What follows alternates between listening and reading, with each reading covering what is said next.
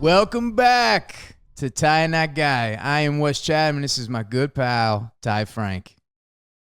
Yeah, we're moving on to season 2, which is exciting. We actually made it through the entire first season without fucking this up.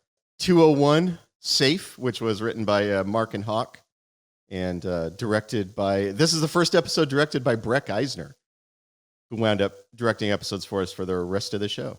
What makes you think that we didn't fuck it up the first season? Because you're not dead. Okay. All right. I'm pretty sure we fucked it up. But anyway, we decided, Ty and I, it's been really clear to us our limitations when we go back and we watch the first one. And since we have this premiere and it's a special occasion, we decided to bring on somebody that's really going to class this place up. Well, as somebody who knows what they're talking about, has a degree of competence, can speak with authority on storytelling in a way that you and I are incapable. Yeah. I think that's what was missing. It's like, you got to have a smart guy in the room. When you have two idiots just stumbling around in the dark, it's not fun to watch. Yeah, well, the Three Stooges need a Mo. You got to have a Mo, right? You got to have a Mo. Got to have a Mo. Do you want to introduce our Mo?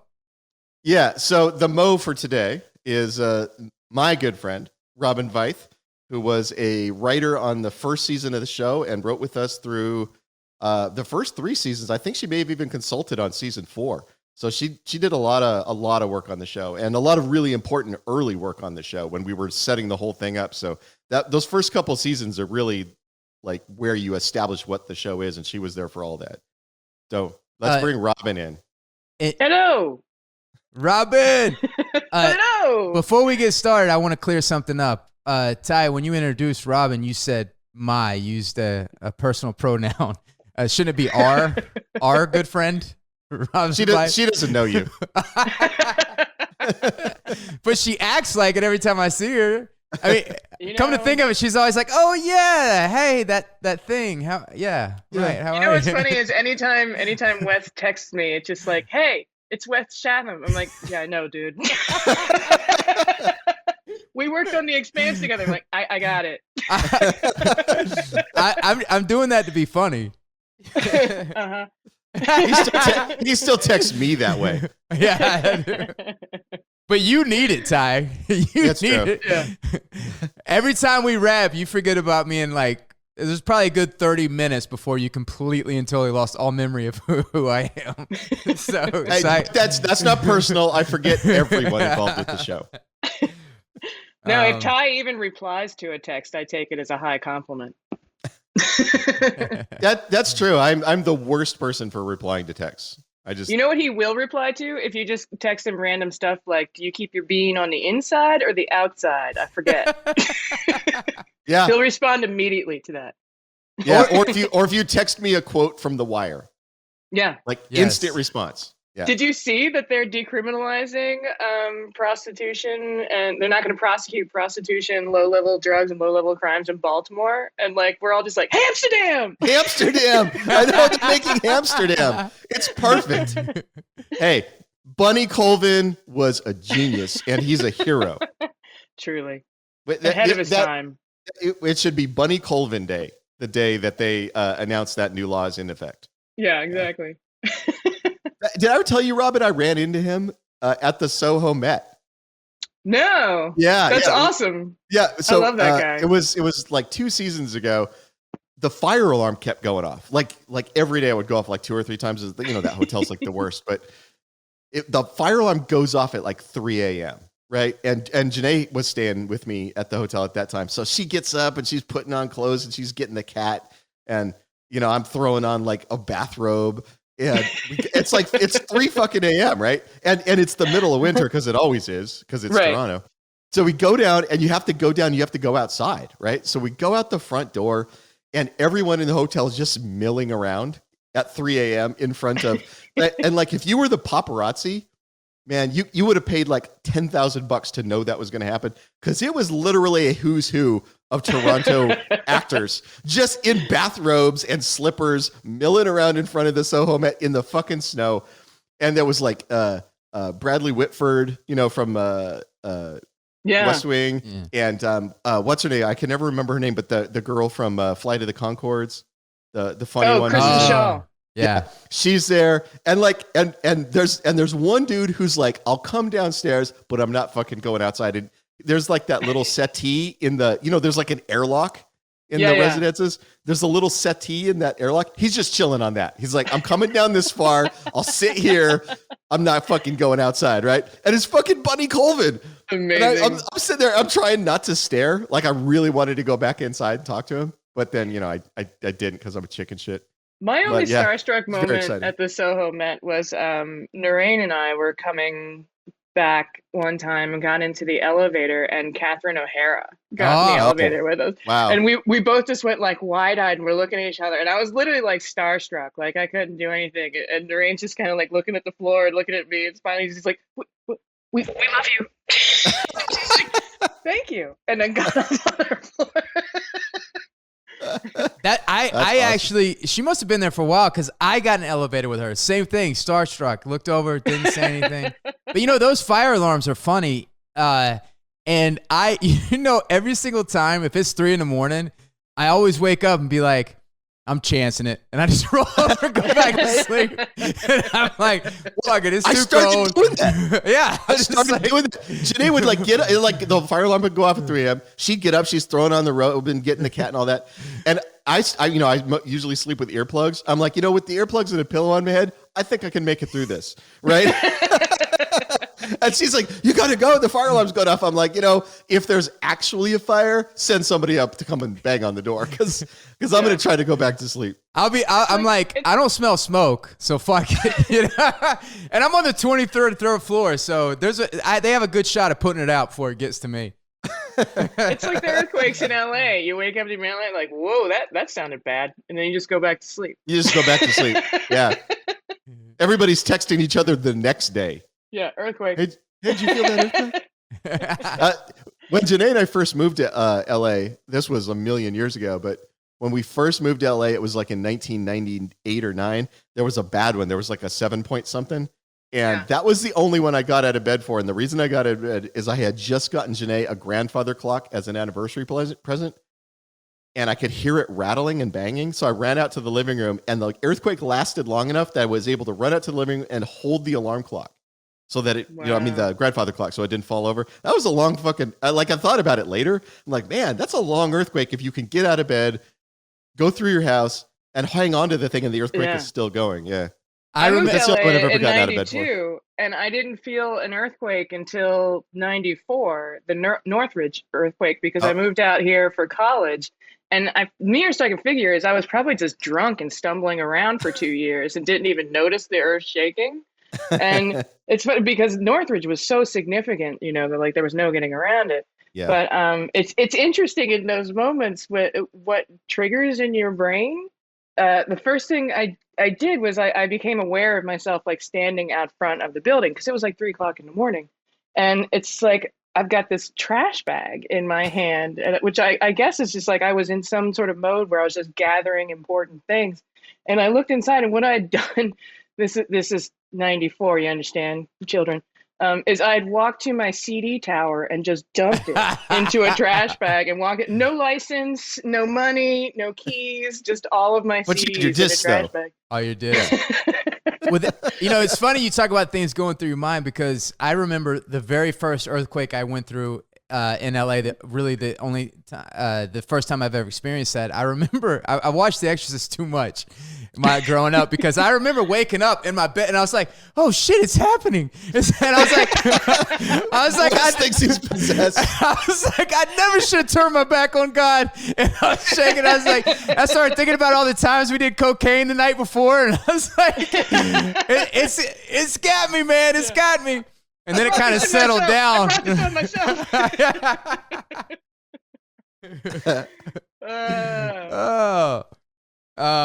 Yeah, Wes, talk about episode 201 for a minute, and then we'll fuck around. Okay, but real quick, I want to know how Robin first came to work on the Expanse.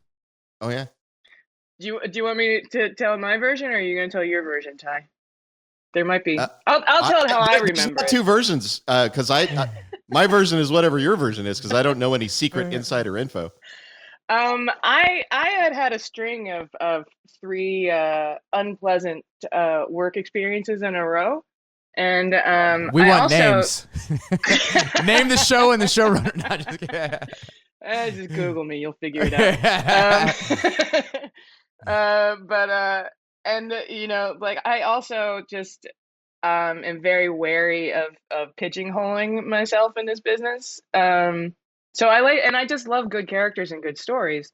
And so when the Expanse pilot came to me, I was like, "Oh, Space Wars," you know, which just sounded like fun. And even though I have no experience in sci-fi, which when I met initially with Ty, Daniel, Mark, and Narain, I was pitching as kind of like a plus because, like, though I know nothing about sci-fi, my theory is that if you can make me understand and be excited about it, then it's guaranteed that the audience will get it too, because I'm a moron when it comes to sci-fi.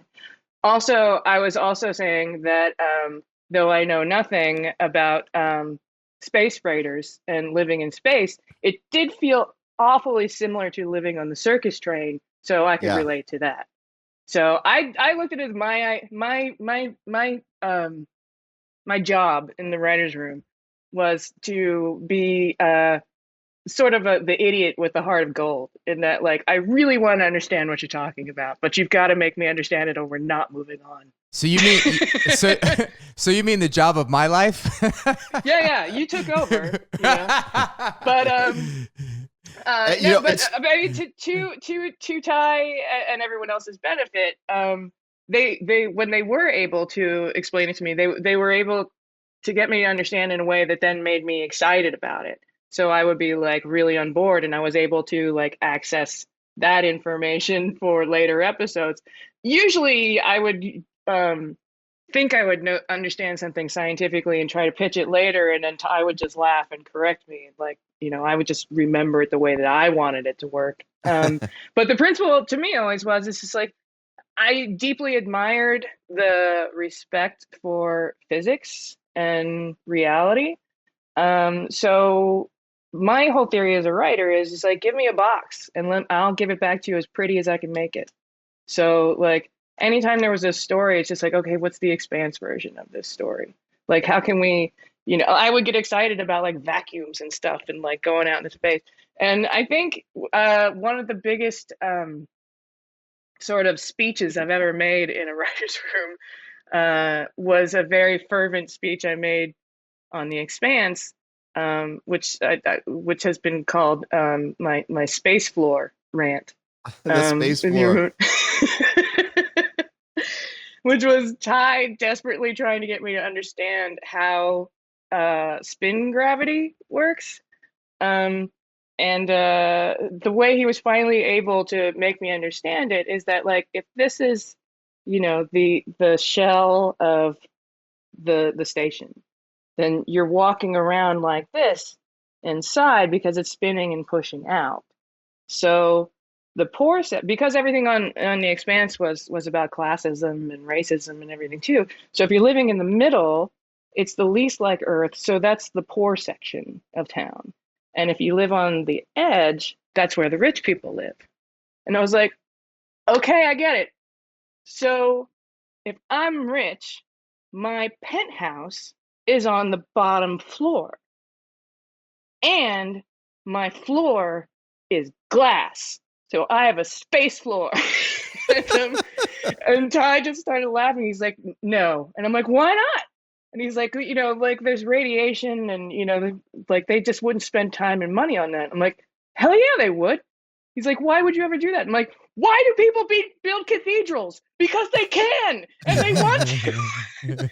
And I was like slapping my hand on the table, and I just look up, and Ty is like crying. He's laughing so hard because I was fighting for space floor. We've done several versions of, we always wind up talking about the space floor when we do it. Whenever there's like, whenever somebody's walking on glass, somebody will mention the space floor. Like, we should text Robin, let her know we're doing her space floor. Well, after I was specifically told no when I did my script, I wrote it in anyway. So That's right. But no, it was really fun to embrace the science, but also remember the humanity, because we have, like an Ivy League literal rocket scientist working on the show. Like Narain and Ty would be figuring out like how long does it take for the ship to get from here to here, and I'd just be sitting there listening, like, is he still mad when he gets there? Like, all that I care about. But that's important. And no, let me respond in two ways to what Robin said. One, she blew right past the whole living on a circus train element of this, which, by the way, I'm just going to tell you flat out, that is what got you the job. When she's like, I think living on a long haul spaceship is kind of like when I lived on a circus train, and everybody's like, hired, because you gotta have the person who lived on a circus train telling you about that. So we're coming back to the circus train. Okay. Let's put a pin in that one. The other thing, though, is that I think almost no one in the first writer's room was a sci-fi person. Because we had Dan Nowak, who had come off of The Killing, which was like drama and crime drama. Yeah, Dan was Jason Ning. Dan was our noir guy. Dan was the noir guy. Jason Ning, I don't think, had done any sci-fi before that. He was kind of more our action guy. Yeah, he was kind of an action-y guy.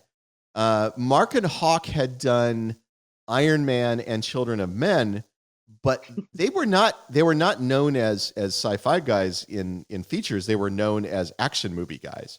Right. So like, and Narain obviously had done sci-fi because he had done Star Trek and but what did he do? What was the other one? It's the one with the puppets. The Muppet Babies? No, fuck. Why has the word flown out of my head? It starred Claudia Black, who I love Claudia Black. God damn it. Anyway, my memory is terrible because of all the drinking I'm not doing right now. Anyway, but most of the staff, and Georgia, I don't think had come out of. I don't think Georgia had ever done sci-fi. So the staff, other than Narain and Mark and Hawk, I don't think anybody had really done sci-fi before. That's true. It was a great room. We had a good time. So the thing Robin's talking about is like having people attack story from a non-sci-fi perspective actually was to our benefit, I think. Because people were much more focused on the drama and the character stuff and the interpersonal relationship stuff, and Narain was there to sort of guide it onto the sci-fi rails, but we had people attacking the story from very different perspective. But we'll come back to the train. We're coming back to the train. Okay. So we're talking about the premiere of season 2. Political tension is heated up with amongst all the political powers in the galaxy. Miller and Holden have stumbled on a science project from hell that includes a blue goo, radiation, and fresh belter bodies. And I think when we start this, we should start with we finally get to meet Bobby Draper. Yeah. And I know that, and first I want to talk a little bit about how you created that character and how you found the wonderful Frankie Adams, who's been just the perfect Bobby Draper for us. Yeah. And actually Robin can pitch in on this too, because she was there for that casting in season 2. And it was a search. I mean, we really did a search. And I know you were there when we were looking at the casting videos they were sending us. We said we would like a woman with some Polynesian ancestry. It doesn't have to be 100% any specific thing, but some Polynesian ancestry if we can. We would also like an actress who's got some size to her, some height, some physicality to her. And then the first thing we got was 20 blonde white girls. Yeah. In casting. Like we got so many blonde white girls that were like tall but super skinny, like runway model skinny.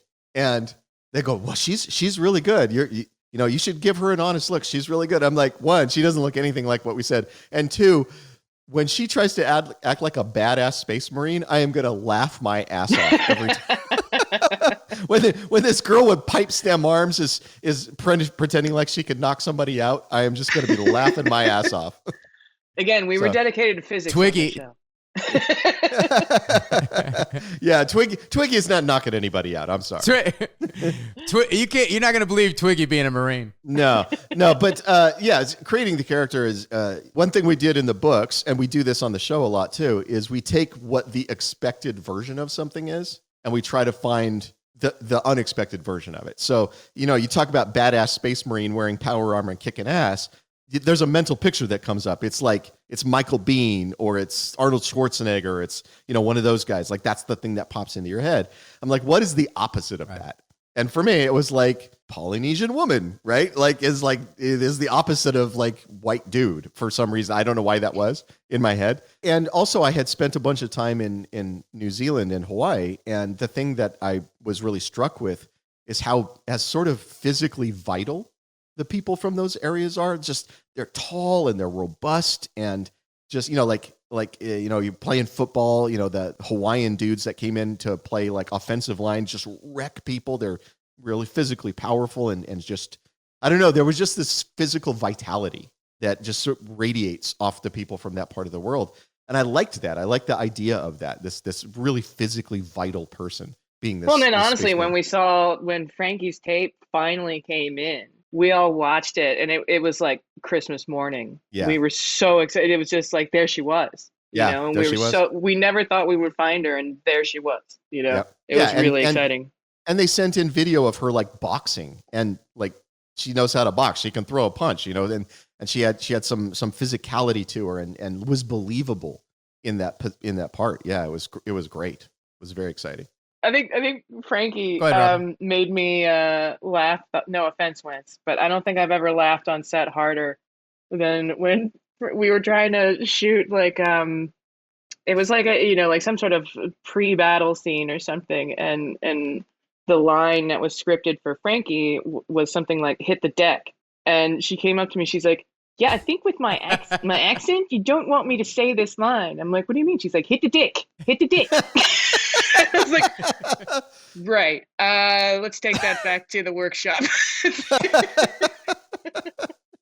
Hey, have you guys seen that YouTube clip of New Zealanders talking about their deck? They're talking about, and they go, I have the neighbor's wife over on my deck all the time. It's like this whole thing about him doing over this thing. He's like, I just love when people sit on my brand new deck. I thought the whole opening and the introduction to the Goliath suits were a lot of fun. What inspired the Goliath? Were you inspired by Sigourney Weaver on Aliens when she had the big robot that she was fighting the alien with? No, this was me ripping off Joe Haldeman. And Joe Haldeman had ripped off Robert Heinlein. So Robert Heinlein wrote a book called Starship Trooper, and it had power armor in it, right? And then Joe Haldeman wrote a book called Forever War, and he stole the power armor. Yeah, he stole the power armor for that. And so when Daniel and I wrote my book, or our book, we stole from Joe Haldeman and just included the power armor. I've always liked the idea. The nice thing about power armor is it removes gender and physical limitation from the concept of soldier.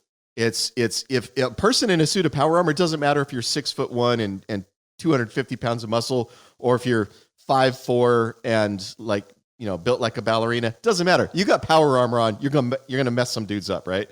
And I like that. I like this sort of makes all men equal or all people equal. I always just thought you were a fan of that Hugh Jackman robot fighting movie. That's what was the inspiration for it. Oh, to do that. And one of the great introduction scenes after the big battle is Bobby Draper's arm wrestling her Goliath armor. Yeah. Now, this is a trick question, but what do you think, in your opinion, is the greatest arm wrestling movie ever made? Over the top. Over the top, baby. Over the top. Is there any other answer? Were you... No, there isn't. I always know the correct answer, but I like to throw it out there and ridicule people if they get it wrong. But over the top, man, one of the greats. But it does not include the greatest arm wrestling scene ever. The greatest arm wrestling scene ever is not in Over the Top. Can you tell me which one it is? Come on, you know this one. It's Jeff Goldblum in The Fly. The arm wrestling scene in the bar where he snaps the dude's arm in half. Hell yeah. I'm sorry, it's not the right. No, it's that not is the right the answer. correct It's when Arnold Schwarzenegger and Apollo Creed lock arms. Yeah. And Wait, and he goes, you've been pushing. And they're all fucking oiled up, like they just came back from like a bodybuilding competition. So Ty and I had this Didn't we long do the rant whole in thing the on the last podcast. Oh, the homoeroticism? Yeah, we just did it.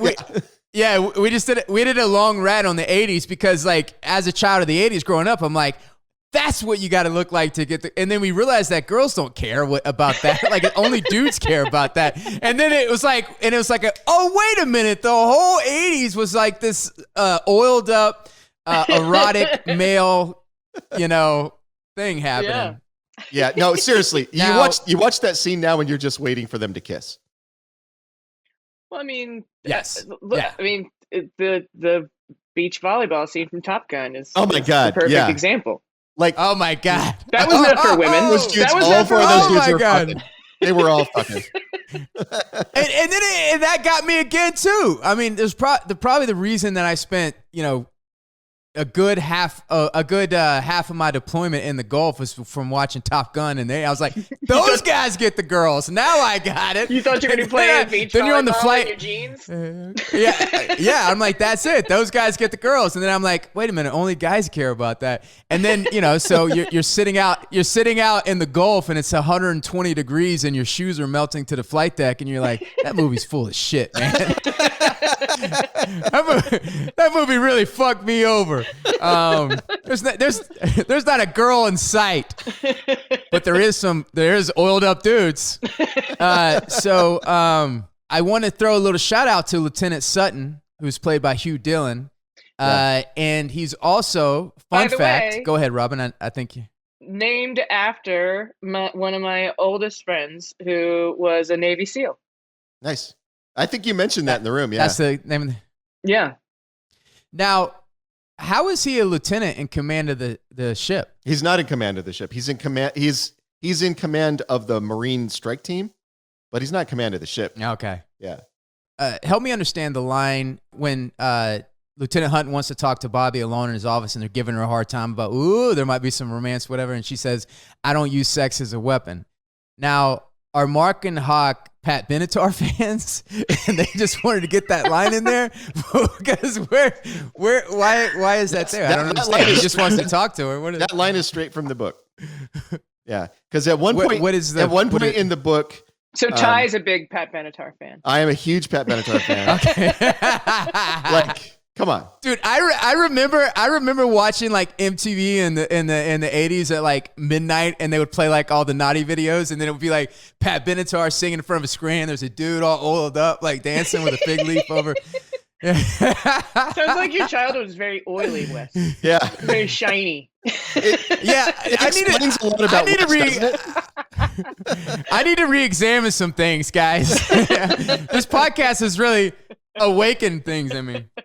But yeah, so at a point in the book, Avasarala tries to get Bobby to flirt with a dude to get some information out of him. And Bobby's reply is, I don't use sex as a weapon, I use weapons as weapons. And everybody liked that line and wanted to find a place to put it. So when the other Marines are like, hey, go hit on the lieutenant, see if you can figure out what's going on. Like they're encouraging her to sort of seduce the lieutenant to get insider info. She uses that line. That's why. Oh, okay. Like she's saying, I don't seduce dudes. I beat the shit out of them, and then they tell me what they know, which happens later in the season, where instead of seducing dudes to get information, she just bangs them off of the walls. It's called foreshadowing, Wes. It's foreshadowing. Yeah, it's good. It's good writing, Wes.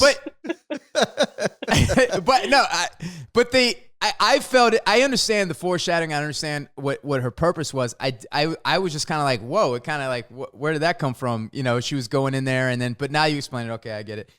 So Hugh Dillon was, fun fact, the lead singer of a Canadian band called the Headstones. It's a punk band, and apparently it's like one of the most well-known punk bands here in Canada. Yep. And I actually watched some of his videos. Have you seen some of the Headstones videos? I have. Yeah. Okay, so now they're on their way to Phoebe, and they're trying to figure out. I just realized something. That makes total sense, though, that he was like in a punk band, because like they would say like you have to speak up a little because his hearing's not great. Yeah. And I'm like, because he's in a punk band. Get it. Got it. Oh, he's got it. He's got a great vibe. He's got a great voice. And did you guys watch Yellowstone? He's the sheriff in Yellowstone. I have not watched Yellowstone. You see that? So they're on their way to Phoebe, and they're trying to get to the bottom of what the hell's going on, and they know that Phoebe is the origin. Ty, can you explain to me what exactly Phoebe is? Like, is it an asteroid? Is it? Yeah, it's a weird ass moon. It's a moon that didn't start out, we think, in our solar system, because its orbit around Saturn does not match the other moons' orbits around Saturn. So they're pretty sure it was like a Kuiper Belt object, basically a big ball of ice that got captured by Saturn and pulled into orbit, even though it didn't come from inside the solar system. So we just stole that idea. That's a real thing. That's true. We stole that idea, and basically it's like the guys the aliens who made the protomolecule and fired it at our solar system. When it entered the solar system, it wound up getting captured by Saturn, and that's why it's orbiting Saturn. And one of the things that I really enjoy about going back and watching watching the series actually for the first time, and it really makes me appreciate Bobby's arc and where she is now, because she is fully indoctrinated in this as a young Marine is, and she's completely bought into the idea and the dream of what Mars is, and she's so ready to get into battle and get into war. And then you have somebody like Lieutenant Sutton, who's actually seen long-term war and seen the reality of it. And there's that great scene where he's like, yeah, I know you're full of piss and vinegar right now, but actual war is not what you think it is. And this, all of the politics and everything is not what you think it is. And she comes to learn a very hard lesson, here coming up. So it's interesting to see how the beginning of that arc is. Well, because you always kind of create a secret backstory for every character, and our sort of secret backstory for Sutton is that he came up through the ranks before he was an officer. So the idea being that he was like a private during the war that he talks about, the Vesta blockade and all this stuff that happened there. So he's seen that other side of war. So when he's talking to Bobby, he recognizes himself. The person who was like all excited for war actually went through a war, realized what bullshit war is and how horrifying it is for everybody involved, and is trying to like lay a little bit of that knowledge on Bobby so that she can calm down a little bit. Yeah, so that's sort of the secret backstory for him. And that's why, you got a guy who's in his 40s who's a lieutenant. That's because he spent, the first 20 years of his military career as an He was in the shit. Guy. He was in the shit. He was in the shit. So then cut to now we're on the Rossi, and Holden is starting his mental decline that continues all the way. He has the dream of the protomolecule. And there are times where I'm like, that poor bastard, man. I mean, like, you think about it, he saw the whole end of the human race like flash before his eyes later on. I mean, we haven't got there yet, but he has this dream about the protomolecule, and you see the actual emotional and psychological fallout of him basically seeing a whole race of people being radiated with this blue goo. And, cut to now Thomas and him are having to deal with the fact that they can't have kids, that they both got cancer.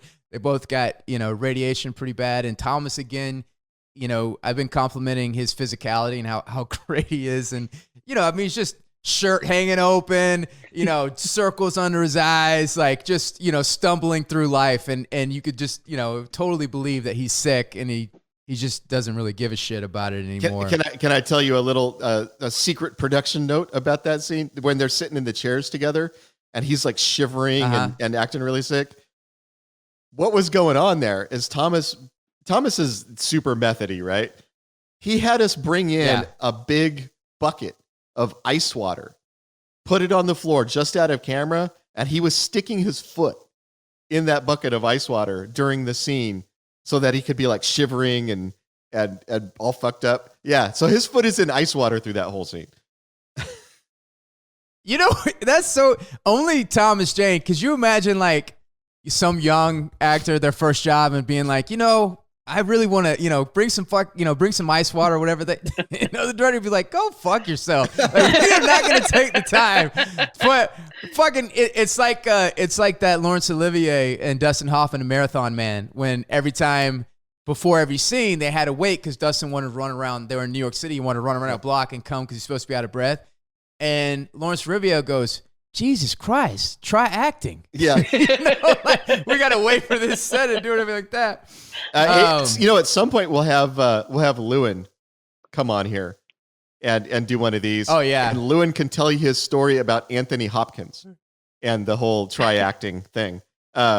He's got a fantastic Anthony Hopkins story. I'm actually kind of scared to have Lewin on because I'm sure he's got the goods on me. We've worked intimately together for the past 6 years. I'm sure he's got some good stories about me. Lewin is the scariest Welshman anyone's ever met. So Amos is cutting into the safe of the Anubis. I wanted to ask you a question. So it's a cryogenic chamber and it's keeping the protomolecule frozen. Does keeping the protomolecule frozen, does that keep it inactive? Is that kind of what Phoebe, they implanted it on a ball of ice so it can stay until it's activated? Yeah, it's inactive until somebody alive touches it, and then it sort of wakes up and infects them. But yeah, it is inactive while it's on there.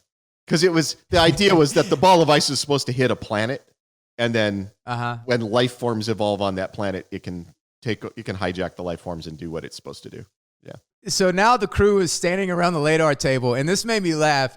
Have you guys ever seen like the GoFundMe videos where they're trying to raise money for something or trying to like make a pitch of something that they want to do, whether it's solar power or make a movie or anything like that?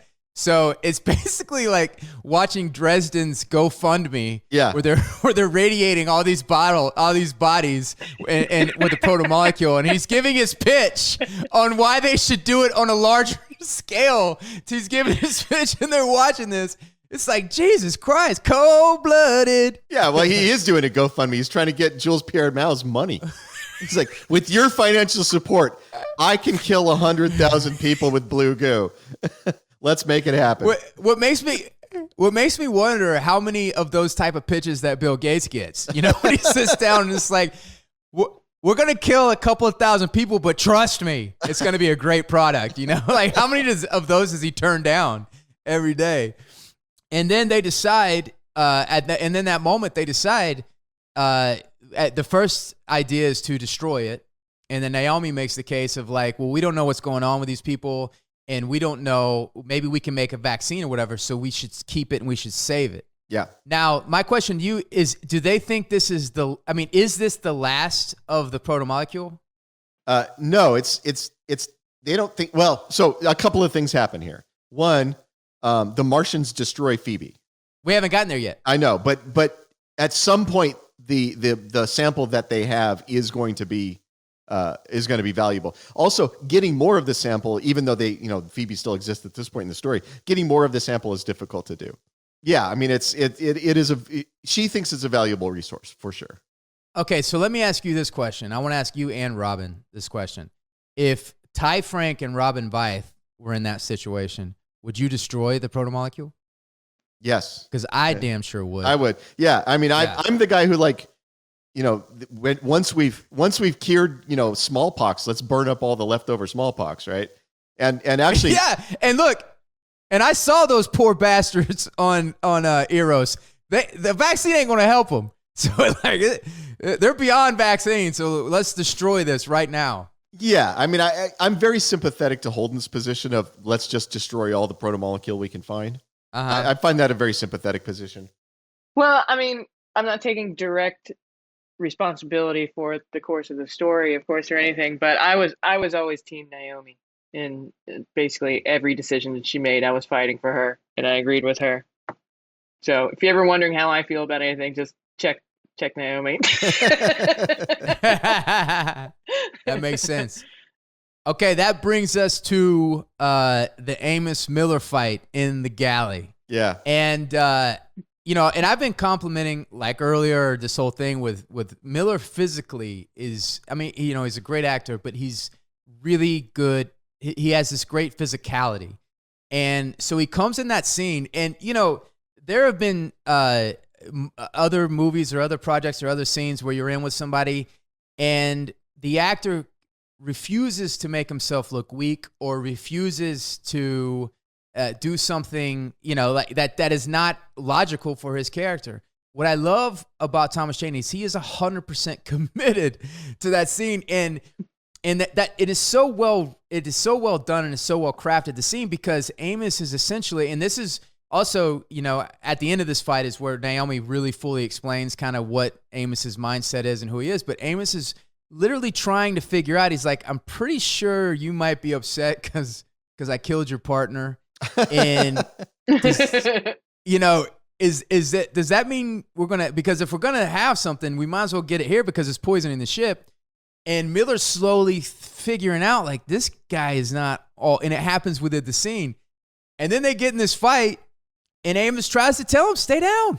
Like, stay down. And then it just escalates to Amos is fucking choking the life out of him. And he's fucking just, like, locked in. And Naomi comes and is like, Amos. And there's a moment where Amos is like, it's like me catching my 5-year-old doing something wrong. And he's like, well, I told him not to. You know, like, I told him to quit. And he's like, I told him not to do this thing. And then cut to Naomi is now in his room. And she tries to explain, like, how she met Amos, the way he is, how she's kind of like his guide star. And Ty, I wanted to ask you something, because I know there was a big conversation about the Pinocchio speech, and I don't remember exactly how it was, but I remember, you know, some people were like wanting it to go into Pinocchio, whatever. But I like how it ended up, where she's like, "Do you know the story of Pinocchio?" He goes, "No." She's like, "All right," and she goes to walk out, and then they just get to the point. Yep. And I remember at the time, like, it was like this long Pinocchio speech, and it's like it works so much more effective in that way.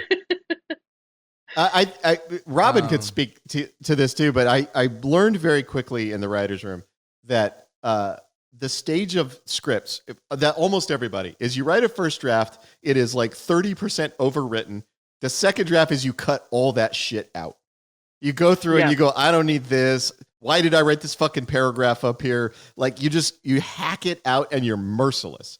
You're merciless with it. That was a skill Daniel and I had to learn in that first couple seasons, is how to do that. Yeah. And look, I mean, the truth of it is that I feel much more comfortable if I have too much stuff, because cutting down is easy. If you don't have enough, then it's a little scary. Because then you're trying to make things longer is a terrible prospect, because usually you're just putting in filler. There's a reason why the story existed. It's better, rather than to try and stretch things out a little. If you're short, you got to find another story. Yeah. Even if it's just like a short little 3-beat one, because making things longer isn't going to do it. Yep. Yeah. Daniel calls it vamping. And and it's a term he and I use a lot, both in screenwriting and in novel writing, where, you know, Daniel will be like, he goes, there's not much happening in this chapter. I feel like you were vamping for about 1,000 words. And it really is just that, where it's like, I need another 1,000 words so people will sit around and think about their feelings for 1,000 words. And it just, it's like, it becomes very clear to the reader what's happening. It's like, you just threw this shit in here to pad out the runtime. Well, I mean, it happens on a lot of different TV shows. Like, it's easier to spot if you're in the audience, of just like, did I need to see that episode? Right. And so it's something that I at least try to remember working in a writer's room, is every time we get to an episode, I'm like, what happens if I miss this episode? What happens if I go from the one previous to the one after? Have I missed any? What vital information do I not have? Yeah. Yeah. Yeah, that's a good way to think about it. And so that brings us to where Naomi and Holden are now out in space, and they're planning the protomolecule on this missile they're going to hide. And then they come inside, and they start to help each other get out of their 5-ply wetsuits. And they both, and then it turns into a really hot scene in the airlock. But I want to say, on TV, it looks very sexy and looks very hot. In reality, those fucking spacesuits smell like a sewer. Yeah. Like a sewer and a pig's asshole. Because go ahead. I was gonna say, like, I think it was season 3 or something. I saw Steven like kind of waddling around in his suit, and I was just like, what's going on, dude? And he's just like, he's like, honestly, these wetsuits, they chafe, and the skin. And I was just like, oh, do you not rinse? I was like, you should rinse them out with vodka, and then wherever you're chafing, just use a deodorant stick on that. And he was like, what? And I was like, yeah, that's what they did on the that's what they did on the circus. You use a deodorant to keep the chafing down. And she's like, where the hell have you been for three years? He's like, my thighs are raw. I was like, you didn't ask. Well, listen, I mean, I think this is a perfect time for you to talk a little bit about your circus experience. Yeah, let's bring up the circus, because dropping circus knowledge. So as I said before, was it like a breakfast meeting that we had with you, or was it one of those drinks meetings? It was a drinks meeting. Yeah. So we went.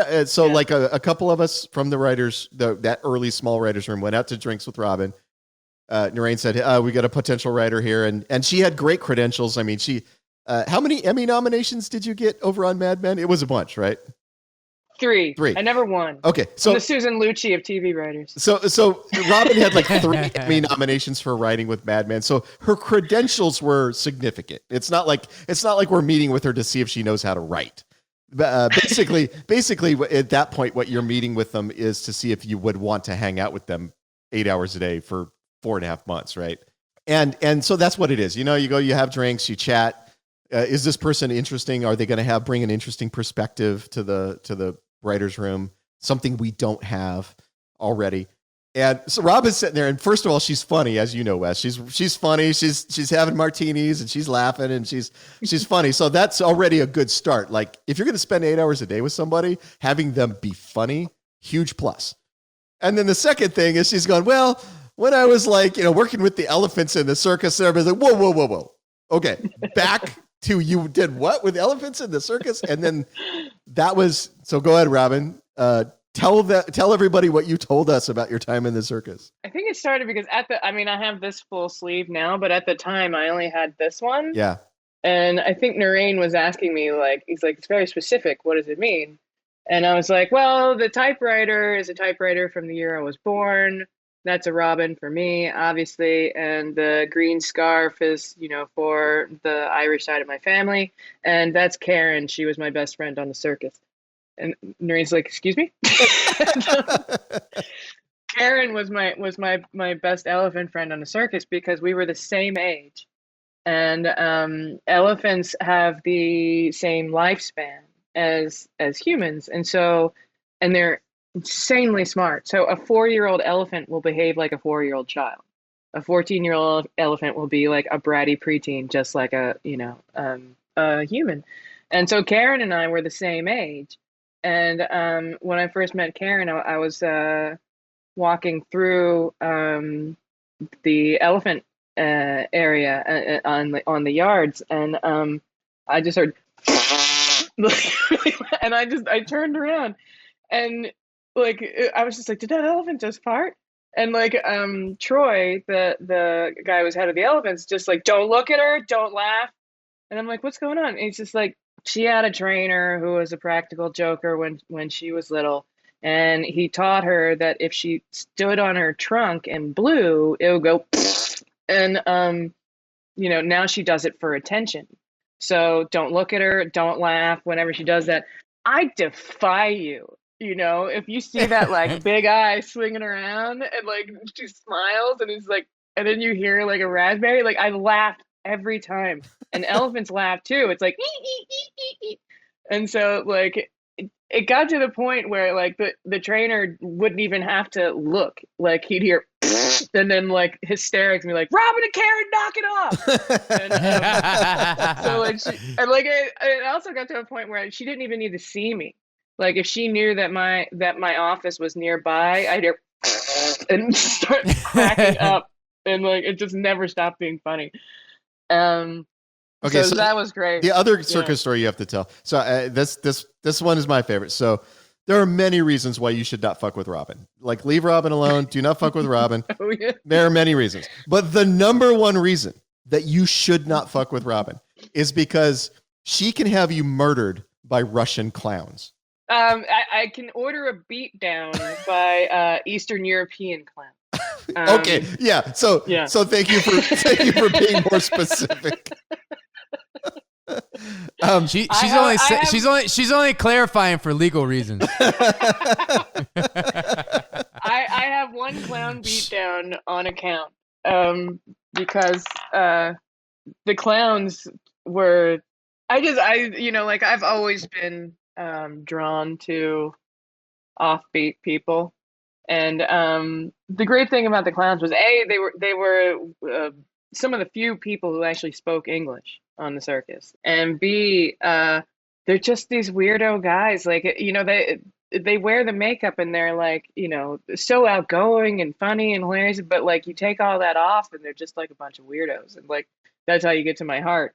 But they just put in so many hours, more than anybody else, and for very little money. Like they're literally doing it because they love it.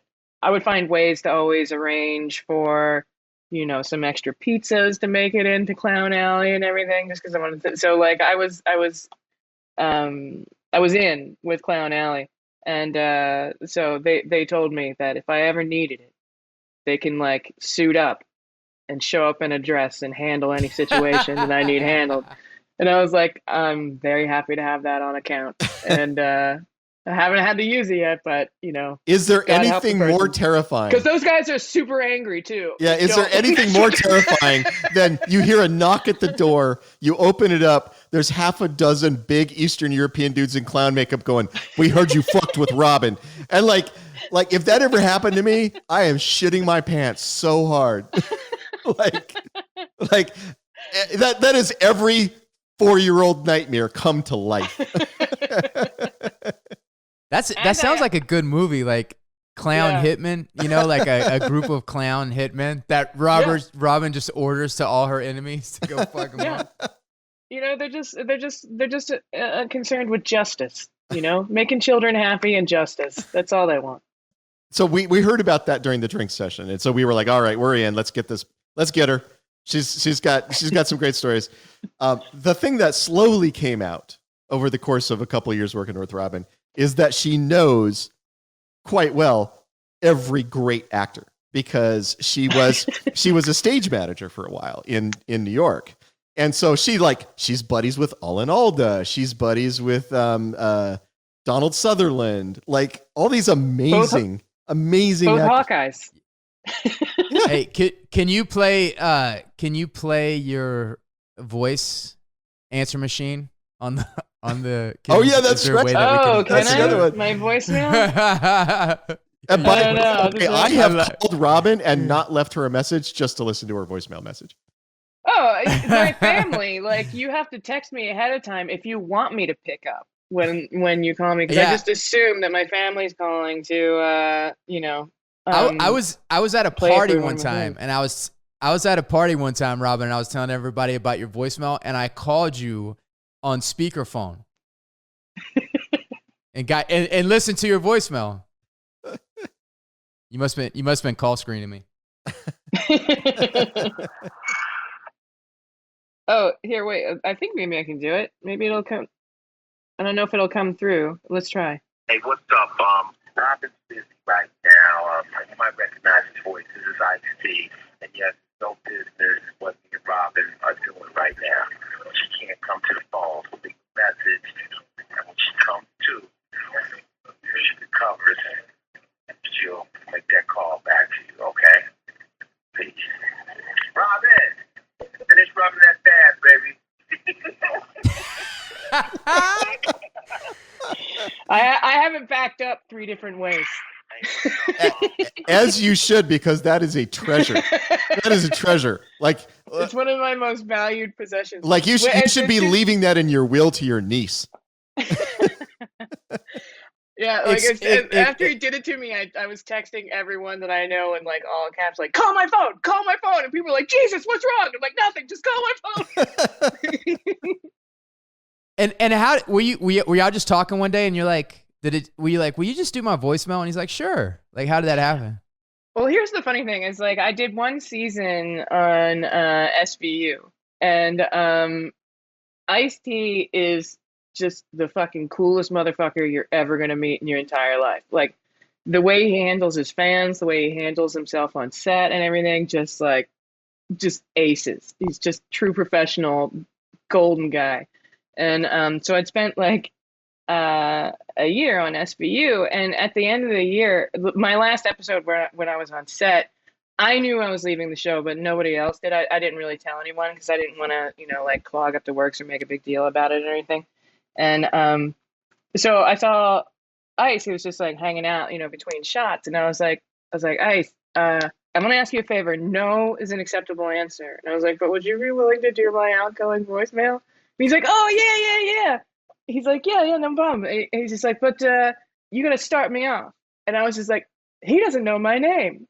Because like he always like he knew me, but he always called me that crazy white girl writer. He'd be like, yo, where that crazy white girl writer at?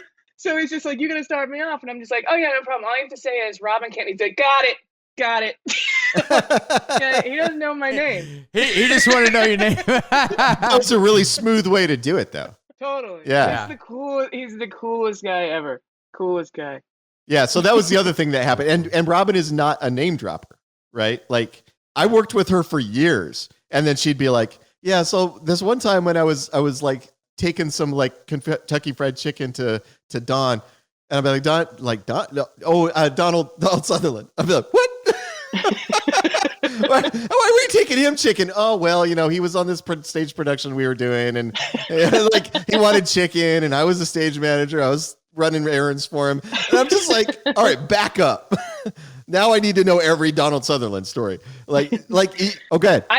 He's a Kentucky Fried Chicken fan. No, I don't remember what the specific was. He was using that as an example, and I feel I owe it to the man to say, like, I'm fairly certain he would rather die than touch like Kentucky Fried Chicken I just pulled that out of my ass. General. Yeah. He's a man of exceptional taste. He's actually he's actually the person who got me to eat vegetables for the first time in my life at age 25. Well, Jesus Christ, Ty, I'm glad you cleared that up, Robin, because like if I ever got a chance to work with Donald again, I'd be like, I'd send him a bucket of KFC the chicken. I'd be like, hey, Donald, I'm on the inside, bro. I got you, buddy. Here's a bucket of extra crispy. So we're finishing up the storyline of the Rocinante, and they end up. Alex cooks everybody lasagna. They sit down. It's kind of one of the really nice kind of coming together, especially from the arc from the first season to now, and like they're really kind of forming. And then having Miller come and join the group. And it's really kind of the calm before the storm with that because, as we go forward, Miller has vengeance on his mind. And so now we cut to the Avasarala storyline, and she has a really complex political game that she has to play with Aaron Wright, knowing that Aaron Wright is going to try to use her as a scapegoat, and knowing that her and Jules Pierre Mao, knowing that Aaron Wright and Jules Pierre Mao are the one responsible for the proto-molecule and all the stealth ship killings, and there was an assassination attempt on her life, and I'm assuming that Aaron Wright wanted to take her out before she had a chance to go into the meeting, Ty, because there's a big meeting coming up. Yeah, no, that the assassination attempt isn't Aaron Wright. That's actually, if I remember correctly, that's actually Belters who do that. Black Sky later. Black Sky. Yeah, they take credit for it. They're trying to kill her. Yeah. It wasn't Dos Ariagas. No. Yeah. So Robin's got insider knowledge on the Dos Ariagas thing. Tell us about that, Robin. Well, I mean, the one thing that our band of misfits as writers in a room together had in common was a deep, abiding, and intense knowledge of Simpsons. And so like there was always this sort of challenge to sort of like sneak a little Simpsons Easter egg in your episodes. And I can't even remember. Like I don't remember the word, but I looked up the Basque translation for "live forever" and named a Martian ship after it. Todd, do you remember the word? I can't No, remember it wasn't the a Basque Martian word. ship. It was a slingshot pilot named Busy Batika. Well, yeah, Busy Batika. But I named a ship, like a Martian ship that was going to blow up, the Busy Batika, because it was "live forever," which is a Simpsons joke about, like the cop who's going to retire, and he's like, I just bought my sailboat, and it's called Live Forever, and like he blows up like later. But once Narain figured out what I was doing, he's just like, you can't just waste it like that. And so then he named the slingshotter Busy Petit. Yeah, that's right. Because he's like, he was mad I wasn't giving it enough prominence. Like the name was just gonna like appear on a board at a docking station. He's like, no, people got to hear this. What? Yeah. So Dos Arriagas, I believe, was Dan Nowak's contribution to the Easter egg plan. Which is like The Simpsons. I knew you were running a contest, and this was the last one we found. Was it discovered? Ty? Yes, somebody discovered it. I've already sent that person books. So okay, yeah, because this was the last one to be figured out. It was the last one. Yeah, because it's the Simpsons episode where soccer comes to Springfield, and they're doing the thing where they're like, see all your favorite stars, Arriaga 2. Arriaga. and so like Arriaga and Arriaga 2 would always just crack us up. And so then they became the street gang Dos Arriagas. And we actually meet those guys. Like the Arriaga brothers show up in the show. They're the ones who bring Marco to drummer. Yeah. And you guys did Cloud Kalash too, right? Yeah. So if you watch season 5, there's actually a Cloud Kalash cart in Baltimore. No, Amos walks right past it, and if you turn the volume up and listen very carefully, as Amos walks past the cart, the guy's going Cloud Kalash, and then you just as he's passing, you hear in the background, no bull, stick. So yeah, and Narain and I are getting a bunch of people. We got custom T-shirts that the T-shirt is the symbol from the Cloud Kalash, and underneath it says Baltimore's favorite crab juice. Do I get one? Yeah, we should get you one. We definitely need to make sure you get one for sure. Yeah. What do you have to drink? Mountain Dew or crab juice? Ugh, give me the crab juice. Yeah. Okay. So I will say, Robin and I and Dan and Narain, all those guys, we worked together in the writer's room for about 4.5 months a year. Usually 6 to 10 hours a day, depending on what was going on. And at least 50% of that time was people shooting Simpsons quotes back and forth. So we got little work done, considering the amount of time we spent. We wasted so much time. Oh my God. How do we still have jobs? A lot. We enjoyed ourselves. The only time Narain has ever been disappointed in me, or like I felt like my job was in jeopardy, is when I don't get a Simpson quote that he says. it's the only time. Well, it's the only time he looks at me with fury. That's true, but it's not the only time. It's the only time I know of. Yeah, it's the only time you know about. But yeah, I gotta say my favorite moment with Wes and on set and dealing with like Wes and Amos, because like when you know Wes is a person, like Amos is almost like polar opposite of Wes. But Wes is very gregarious and funny and just not Amos at all. But there's a scene in, I think season 3, where Amos has punched out a guy protecting Alex in a bar. Yeah. And Alex feels just like so emasculated by this that by the end of the show, Amos does his Amos math and figures like, oh, if I can get Alex to punch me, then we'll be even and everything will be cool. So we wrote this scene about Amos trying to piss off Alex enough so that Alex will punch him. And, the great thing about working on a show long term is that you get to know your actors and you know what they can do. And occasionally you believe in them so much you want to challenge them a little bit because you believe that they could do it. And so we write this scene for Amos where he's trying to piss off Alex. And Wes comes up to me. He's like, okay, so I'm playing this guy who's like emotionally stunted, and like isn't good at lying or anything, but he's trying to lie, sort of act to get his good friend to hit him, but he's not good at lying and acting, but he's trying to get it. And I'm like, right, rolling?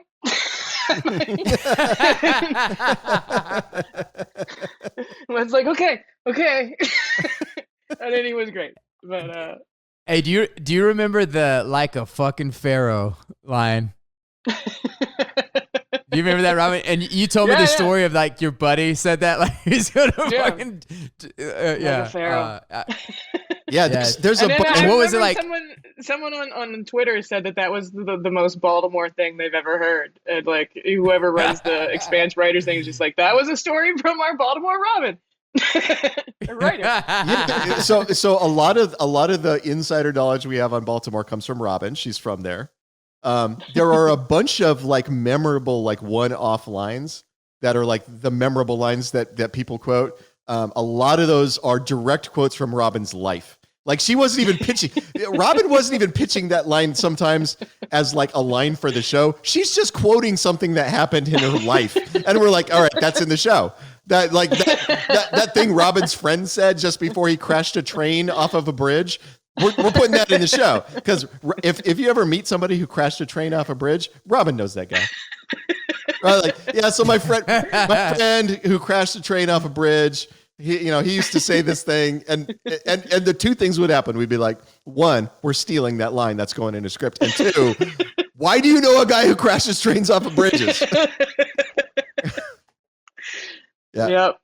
So a lot of Robin wound up in the show, and I'm gonna it's before we wrap this up, I do want to say, as a baby writer, when you first come into a writer's room, that is literally like being picked up. And I don't care what your background is. I don't care if you went to Harvard for writing. The first time you're in a writer's room as a staff writer, that is, you have been picked up. Somebody strapped some 10-pound weights to your ankles and they chucked you in the deep end of the pool. And you make it to the edge and drag yourself out under your own steam, or you fucking die. And that is true for everyone. So the way you survive, the only way you make it out of that is either you are an unmitigated genius, which I don't think there are very many of those in the world, or a whole lot of people reach down in the pool and give you a hand, right? And so for Daniel and I going into the writer's room, we didn't know what we were asking for when we asked for that. We had no idea. We're just in there. We're like, hey, we're hanging out. It's fun. But once the work gets going, you start to realize, oh shit, I got a whole bunch of skills I got to learn right now. And very quickly. And nobody's here to teach me how to do it. I got to figure it out. But you get a lot of little hands along the way. And I will say, with Robin here, so I can embarrass her, that one of the people early on who was most concerned of making sure that Daniel and I understood what was going on and had the skill sets to do the things we were being asked to do was Robin. She would always go, hey, so when they were talking about the outline thing, did you get what Noreen meant by that? And Daniel and I, we don't know shit. We'd be like, no, we have no fucking clue. What did he mean? And then Robin would take the time and she would go, okay, so here's what he wants you to do. Here's what you need to do. And she was always giving little tidbits. Like there's a scene in season 1 where de Graaf brings his husband to Avasarala's house, and Avasarala signals her husband that she wants some time alone with de Graaf. And her husband says, hey, I've just put new points on the darts. Would you like to play a game of cricket? Which is a type of darts game. And what Robin told, I said, hey, I love that little beat in the story. And what Robin said is, whenever you have the chance in a script to be specific, be specific. Don't have somebody say, hey, do you want to play a game of darts? Have them want to play a very specific game of darts. If you have somebody play, like, hey, let's go knock some balls around on the pool table. Don't have them say that. Have them say, hey, do you want to play a little 9-ball? And that piece of advice has served us well for 6 years now. Like anytime there's a moment in the script where we have sort of a general thing and it's possible to make it specific, that's Robin's advice to us. So that was huge. That was a huge help to us. But basically, Avasarala is having to walk this, she has to manage this political game that she's playing with not letting Aaron Wright know that she's on to him and she's on to Jules Pierre Mao. They have a meeting. Aaron Wright is definitely beating the drum to get a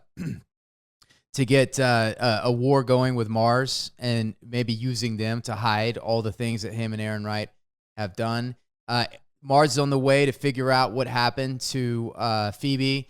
They send the Nathan Hale to intercept. Yep. And there's a really great scene that I want to call out real quick between Aaron Wright and Jules Pierre Mao. Aaron Wright says to Jules Pierre Mao, the scene is basically you're going to have to do something because everybody's figuring this stuff out. It's getting a little bit out of control. You need to do something because I have used so much political collateral and put stuff out there. You need to take something at stake. And as he's doing this, Jules Pierre is calmly going through his rose garden, picking out roses. He walks over to this beautiful tree. He puts it down, and he talks about how he was honoring, and that is Julie Mao's favorite tree, and that was her spot. Yeah. And then he turns to him and says, basically, now she's a part of this. So don't fucking talk to me about sacrifice. Yeah. And just lays the button in that scene. And I think in terms of how to construct a scene, it's so well done because the exposition that goes into it, because we need to know what's going on with Mars, we need to know how they're involved, what the responsibilities are, is dramatized with a conflict of you need to do this, no, fuck you, you need to do this. Yep. And then him getting the roses in the beginning and hearing Aaron Wright go on and on and on, and they get the thing out, and then he puts it, and then that is the button of like, fuck you, I have sacrificed for this. This is what this, you need to figure this shit out. It's just a really effective way of doing that. And also, like, writers watching this, if there's a lot of exposition to get out, dramatizing it in conflict is an effective way of instead of them sitting and just throwing facts at each other into their face. And then Avasarala has now found Courtier. And Courtier, just real briefly, what is Courtier's relationship with her son? So the backstory between the two of them is they were in the military together. Avasarala's son was a Marine. Courtier was an intelligence officer in the Navy. And they were friends. They were good friends. And during an uprising that they were sent to quell this Belter uprising, Courtier feels like his failure in gathering the correct intelligence for the operation they were on led to the death of the Marines on that operation, one of whom was his very close friend, Avasarala's son. So he's carrying a lot of guilt for that he feels like that's his fault. And of course, he's no longer in the military. The idea that we always had is that he left the military shortly after that. His guilt got too much for him. He left, went into private security, and basically became a spy, but more like a corporate spy than a military spy. So Avasarala is now bringing him on recruiting because she needs somebody that's loyal to her that she can trust into this fight because there's a lot of stuff brewing and forming against her. Yep. But we finished. Before you move on, since we have Robin back, so I went on for like another 27 minutes talking about. I think you were building up to a compliment of me. I was totally building up to a compliment of you that you had given us. Robin, it was beautiful. It was beautiful. It was beautiful. It was a gorgeous compliment. That you gave us so many of the like important little tidbits about surviving in a writer's room that really helped us out. So whenever we talk about like learning how to work in a writer's room, we always bring your name up. That if you survive that first year, it will be because you have people like that who are around to give you a hand. And Daniel and I have always been very careful to try to pass that along. So this last year, Glenton and Juliana, Narain moved them up to staff since it's the last year. He's like, they've been around. Let's give them a staff job just so that they have it on their resume. And so I was doing things like when, he'd have Juliana write a scene. I'm helping her like figure out how to attack the scene and that kind of stuff. Like there's nothing in that for the senior writers to do that for the junior writers, but it's so important to do. And you did it for us. And so I feel like it's a betrayal of that to not pass that on to the next generation. It's because people did it for me. And, and I think that goes, not just for writers or anything, but generally in life, like, help each other out, like acknowledge if someone, like giants took me on their shoulders, so I feel it's my duty to not only pay that back, but, and Ty, I think you can deeply appreciate this point of view too. Like, I don't want to do this shit forever. I want to retire at some point. So we need to train these youngins to tell stories because I need them to make stuff for me to watch when I'm sitting around doing nothing, Right. Well, as a person who's like 5 minutes from retiring, I appreciate your position. I was just about to say, like, Sitting around doing nothing is, you know how Bobby Draper looks at the comm and sees her dream of what Mars could be. Yeah. So Ty, when his Rosebud, his version of that utopia Mars is like literally a big screen, a bar, his wife sitting there and playing his games and watching his movies and doing whatever the fuck he wants to do when he wants to do it with whoever he wants to do it with. Almost have it all. I almost. They just finished my screening room, so I have an amazing screening room in my new house. So I've been sitting down there in the screening room. It's amazing, right?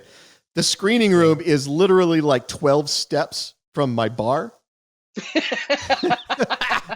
and my wife is finally done with grad school. So, doctor wife is done with grad school. So she's at the house. So we're there, man. We're like 5 minutes from closing this shit out, right? Like I was sitting there, I was in the screening room. She's on her TV. I'm on my TV. We're on our PlayStations. We're playing a game together. The bar is just down there.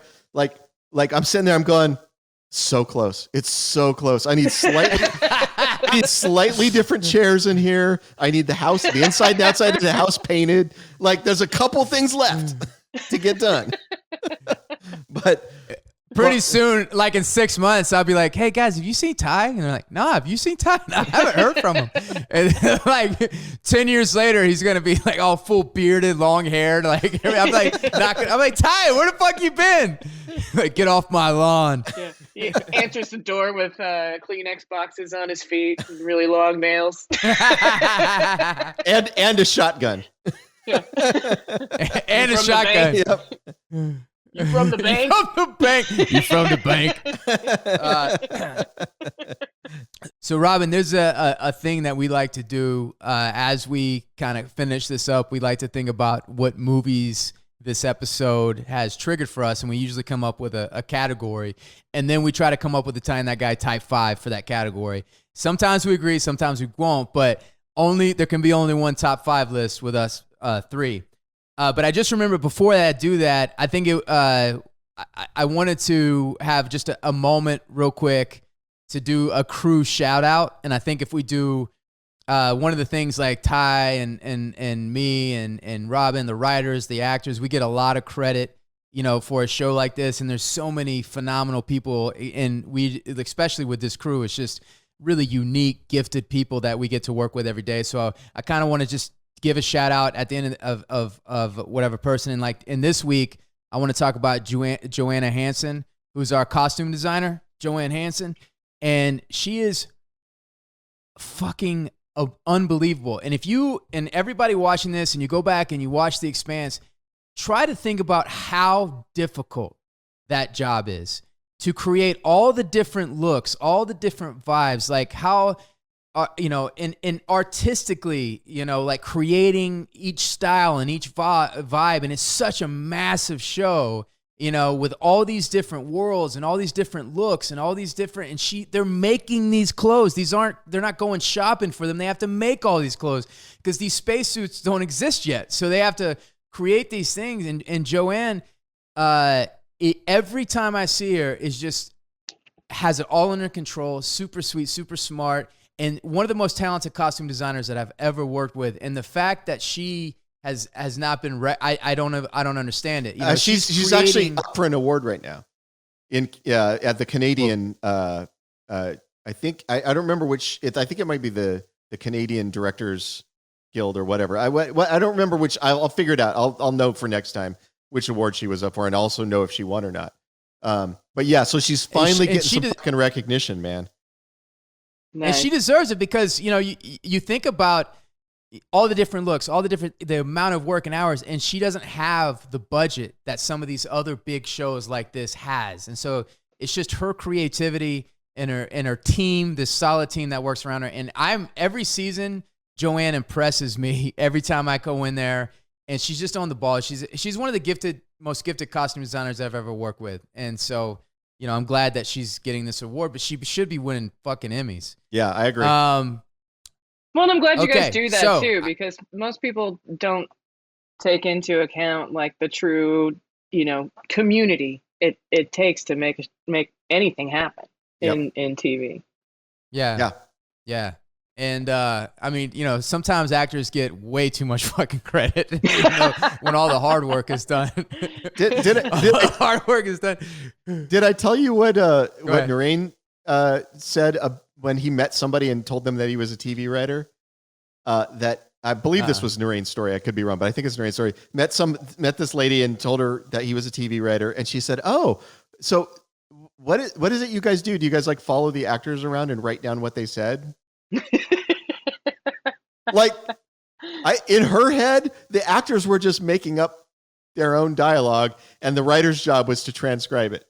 Just record it for posterity. For posterity, I guess. And in her defense, she's probably dated an actor once, and he was like, "Oh yeah, I write all my own dialogue." You like that line? That was me, baby. I write all my own dialogue. We do, they're taking credit for other people's work. That's what we do. That's what our art is doing. So the two categories that inspired me. So you got the Martian training for battle, right? So I was thinking military training movies. The top 5 military training movies, not military movies. The training, the boot camp portion, the training. And if we don't have time, Ty, we can totally just leave it at that. No, we usually only do one. Let's leave it at that. Let's leave it at that one if we can. Okay, we'll leave it at that one. Yep. Okay. And so I will give you my top 5, and maybe that'll spark, maybe I've left something out, maybe, whatever. But this is my favorite military training movies. Number 1, the most realistic boot camp scene I've ever seen on film.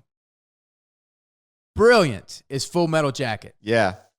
And it's Lee Army is on fucking point. And we all know the story. He was a Marine drill sergeant. And he was brought on to be an advisor on and he went to Kubrick and was like, "Kubrick, I can do this part." And Kubrick's like, "We already have an actor coming from Hollywood, don't do it." So when they were going to find extras to be in the boot camp scene and they wanted to see reactions. Well, Kubrick didn't have time. So Lee Army was like, "Okay, here's what we're going to do." He got a guy and a camera. He's going to do his thing to the guys, and they're going to record the facial expressions and then send him to Kubrick. And Kubrick would say, "Okay, pick that guy, pick that guy, pick that guy." But Lee Army knew this was my chance. This was my chance to show him what I could do in this part. And he did his whole Lee Army thing and just scared the shit out of these guys. And Kubrick smiled and said, "That was so smart. That was your way of auditioning. I totally get it." And he ended up getting the part. And a lot of his dialogue and everything got written in that his, he was in from 68 to 72. And so a lot of that old school 60s, early 70s kind of drill sergeant talk really made it in. And it's just so authentic. Makes the movie work. It's Ermy. Number 2. It's not Army, it's Ermy. Arlie Ermy. Ermy. And also, Robin, just so you know, I mispronounce everybody's name. And Ty loves to correct me. He doesn't let anything slide. One of my favorite, anyway, I don't want to spend any time on all the names that I mispronounce. Well, Gunny Ermy died recently, and I feel like we should do him the honor of saying the correct name. Well, and the thing is I love that dude, yeah. and I've always followed him and whatever, but I maybe have a learning disability. I don't know. I just always names always come out wrong. Lee Ermy. Sorry, yeah. Ermy. Yeah. Rest in peace. The Gunny. Gunny. Semper Fi. Pour a little out on my floor. So the next one, in my opinion, Stripes. Number 2. You came out of the gate with the 2 that I had in the chamber. Yeah. Like Full Metal Jacket, Stripes. Hey, that just means you got good. That just means it's the right. We're on the right track. I'm gonna write down now on a Post-it and not show you my number 3, and we'll see. We'll see if we get it. If we get it, yeah. All right. I'm almost positive we're not gonna get it, and I'm pretty sure you guys might go against me on my number 3, but I don't care. My number 3, I'll wait till she writes it down. All right, I'm done. My number 3 is Officer and a Gentleman. Wow. No! No way! No fucking way! Yeah. Oh my God. That impresses the hell out of me because I thought that would be one that you guys would push back on. Oh No, my it's God. brilliant. I love Are you you so kidding me? much, Robin. No, that was shit. Who the act? Louis Gossett Jr. Yeah. That was like that. Yeah. That was his coming out show, man. He did that, Oh. and everybody wanted him and everything after that. That and Deborah Winger. Yeah. Deborah Winger was, oh gosh, she was so good. So good in that. And her, I mean, that was coming right after Urban Cowboy. She was awesome. Now, the number 4 is a tie, and I need you guys to help me out with it. So, Heartbreak Ridge or Starship Troopers. Heartbreak Ridge. Okay. Yeah, All right. Heartbreak Ridge. You Yeah. agree with that one, Robin? Yeah. Okay. Yeah. I had to give it a think. but Now, so number 5, Starship Troopers drops down to number 5, and now it's between these two: Top Gun or Starship Troopers. Top Gun's not a boot camp. It's Training. It's military training. It's not boot Yeah. camp. Training, military training. It's all What about kind of because training? The Army training, sir. Oh, sorry. So I'm still back on stripes. because the whole you're on stripes, man. because the Martians are done with boot camp. They're just doing operational training. So this is a training. So boot camp and training. Yeah. So Top Gun I'm gonna and have to go with Top Gun, I think. Yeah, I'm gonna I have to agree. I agree with Robin. Top I'm Gun gonna is- have to agree. It's just a better movie than Starship Troopers.